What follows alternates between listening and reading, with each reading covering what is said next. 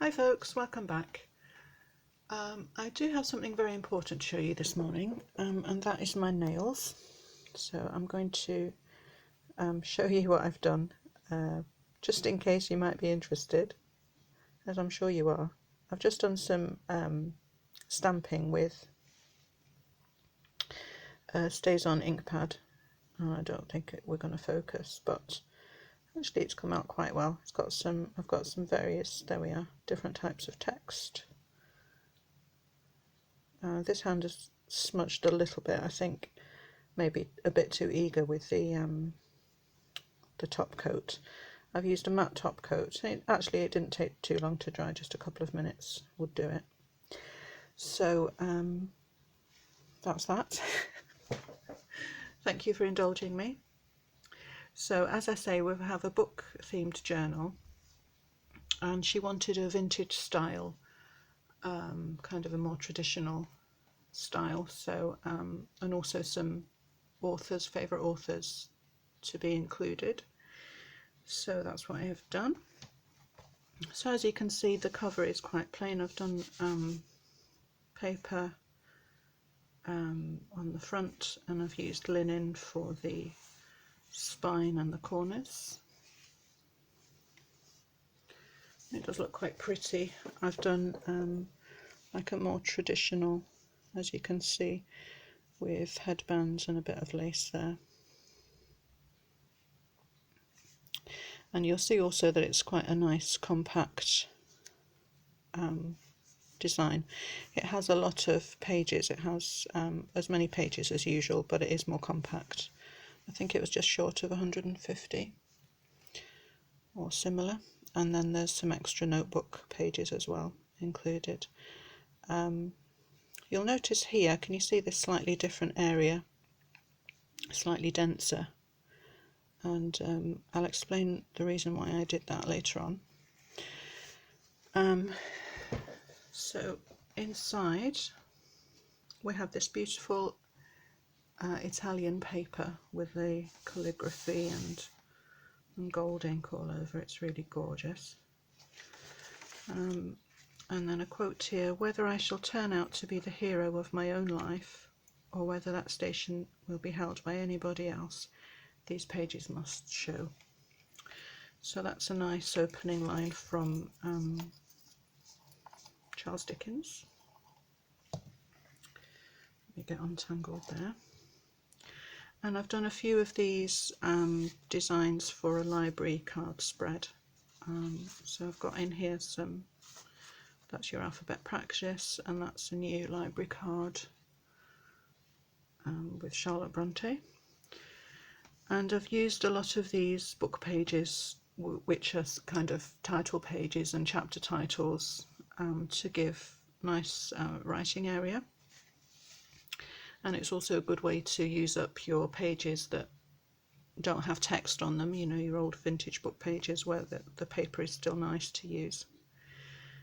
I've made this little slanty notebook with some extra papers and a little scrap of book page there, and just used some matte black washi to join two pieces together. Two pieces rather than a fold is going to give you a better, it's going to sit nice and flat on there. So just joined it with a small gap and stitched the pages through the middle. So I thought that worked out quite well. I've used a few pages from Barretty's Jane Austen pack. There's a little thing there for you to put a favourite quote. And the other thing that I used paper-wise is a paper pack called Arts and Crafts. Let me just reach it. Little eco die there.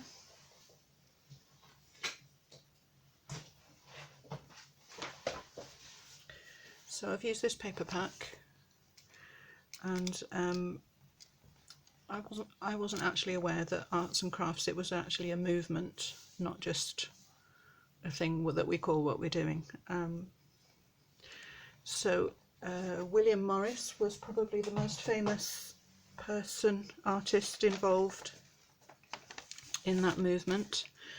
It was William Morris who said, "Have nothing in your house that you do not know to be useful or believe to be beautiful."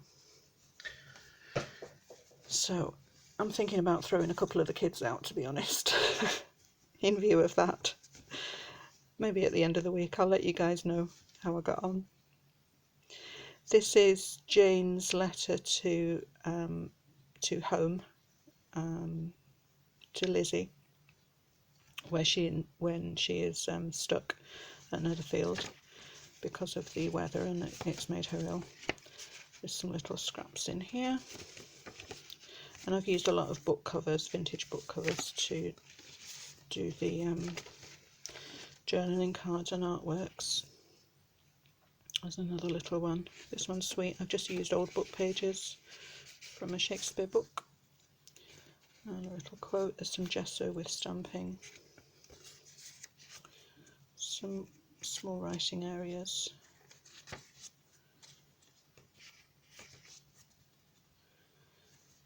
This is another William Morris. It says, "It took me years to understand that words are often as important as experience, because words make experience last." I thought that was really good, especially from a journaling point of view, or a journal maker point of view, because that is what we're all about, really, isn't it? Recording our memories and our thoughts. So I thought that was a good one to include. This is Wordsworth, "Fill your paper with the breathings of your heart." And I thought Gutenberg was worth a mention in a book-themed journal for sure, so I had him on a postage stamp.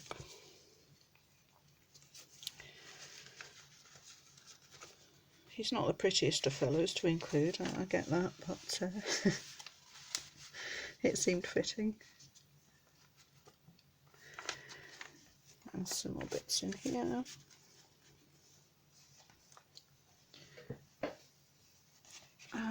And this is a dance card from Netherfield Hall, from the ball that they have in the story. That's Mr. Darcy. And this is Mr. Darcy's letter to Lizzie, in which he explains his terrible behaviour.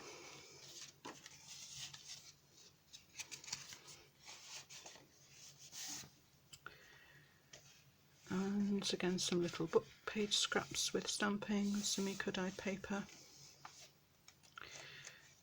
and some quotes and book pages, and I've written a quote from Mr. Bennett around there. So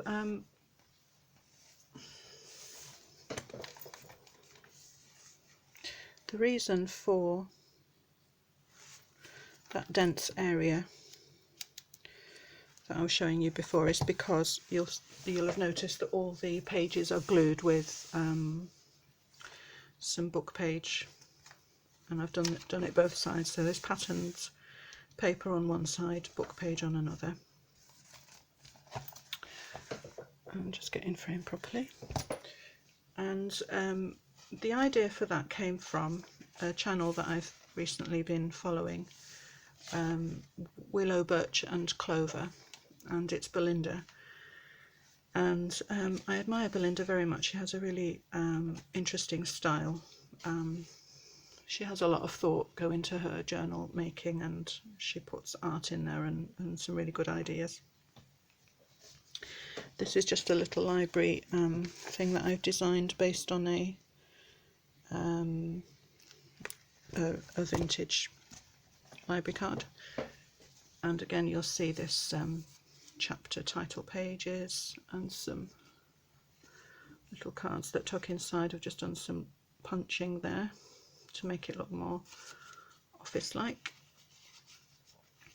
So what Belinda had done recently, she had a really wonderful book about porches, which I thought was such a fantastic subject, and she's really executed it beautifully. She had it as like a loose leaf book with rings, ring binder type. and because of the rings she had used book pages on this side just to reinforce the paper, and it looked really good. What I thought would be an interesting idea is if to incorporate it in this kind of binding, and I'll tell you the reason for that a little bit later on. I would like you to think about it and see if you come up with the same conclusion that I did by the time we get to the end of the book. So this is not ledger paper, but I have sewn it on the sewing machine to look like that, and I've added some page numbers, some old ledger. A couple of years ago, a friend of mine invited me to visit a house in the Lake District near here. There's some typing on this tracing paper, kind of officey library stuff. And it was an arts and crafts house, and so we were very excited, you know, get our felt tips ready, and off we went. It wasn't actually what we thought it was at all. It was a very sophisticated, not quite a stately home, but it was beautiful, a really beautiful place. It was called Blackwell House, and it was designed by somebody called Bailey Scott, who was another, of course, of the arts and crafts movement. And what appealed to me, this is when I learned that arts and crafts was actually a thing. A cute little leaf on an eco die there. What appealed to me was very similar to the reasons I was talking about in the steampunk journal. This is just a page from a vintage Pride and Prejudice. Was that it was moving away from the Industrial Revolution again, and in the context of what we're doing, it was to make art accessible again to everybody, and to bring beauty back into functional things, into furniture, to bring the handcrafted element and thought back into where it should be, in the things that we use every day and can take pleasure in. William Morris again, he said, I do not want art for a few any more than education for a few and freedom for a few. So I mean, it sounds like he viewed it as a basic human right, and I think that is right. I think art should be accessible to everybody, no matter, you know, if we're rich or poor.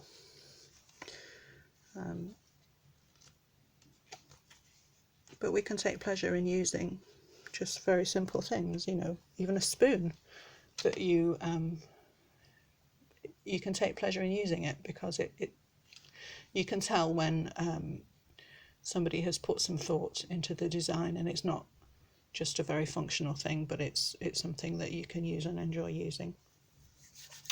So that's my rant over. That's the arts and crafts movement and what it meant for me. So in the sewing lines, I have incorporated little bits of fabric, which I thought looked quite cool. I'll definitely use that idea again. And a lot of these little book scraps with stamps over, just to give plenty of writing room. These are penguin postcards, just different book related covers. And in here, a little flip down pocket. So I've done a little origami bird, a bit of writing space for a favourite little quote maybe, and some more book cover journaling cards. So 2 little pockets there, and then 2 little pockets for you to use on the front here as well.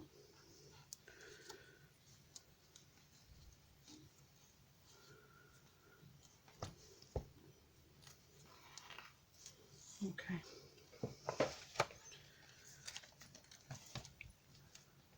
A true poet is like a man who's happy anywhere in endless measure if he's allowed to look at leaves and grass to see the sun rise and set. That's a quote from the Brothers Grimm. Another little baby notebook.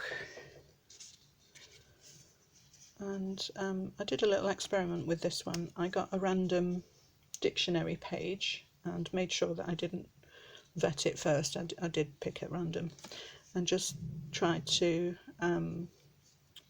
see what words I could find in it for a bit of inspiration. So I actually found book, which was rather cool. I've got these little tiny vintage typewriter stamps.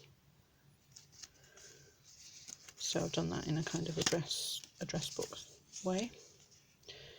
Painting twining thoughts. Settle cooingly. Calm sailing islands. So I thought that was quite a nice little, you could use it as a journaling prompt even, couldn't you? Just get a page and see what you come up with. Make a little poem out of the words. I've done this, painted it with gold calligraphy ink.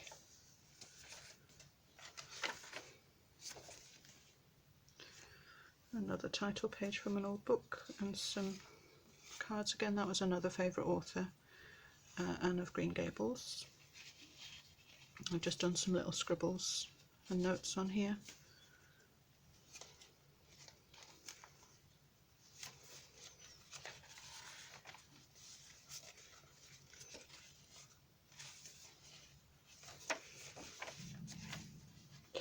This is cut from an old book cover just to make into a nice bookmark, and some more eco dyes, a little scrap of fabric trapped there. This is gesso over a die cut leaf shape, so you can write on the pages there. Another little scrap of fabric, another bookmark.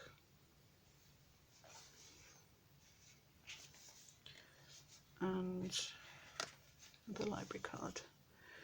So that's another French one, and I've done Midsummer Night's Dream on there. So I have a few of these library cards available again as a digital, so that's a new thing. Oh, I must thank Liz for this lovely stamp set. A cute little bird. We has a nice quote here from Maya Angelou. Thank you, Liz. And yeah, so I've put some new library cards and also that ledger paper with the sewing. You'll find those on my website. The little origami birdie.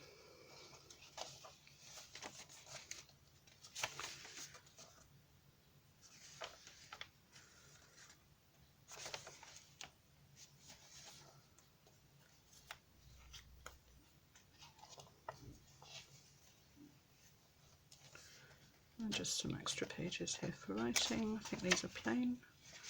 And then another book cover, just one more tail.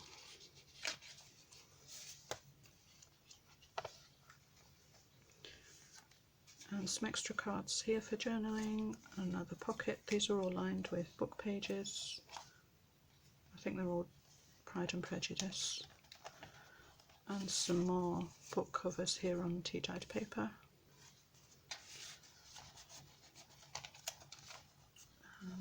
What's in here? That's a poem on a vintage book page.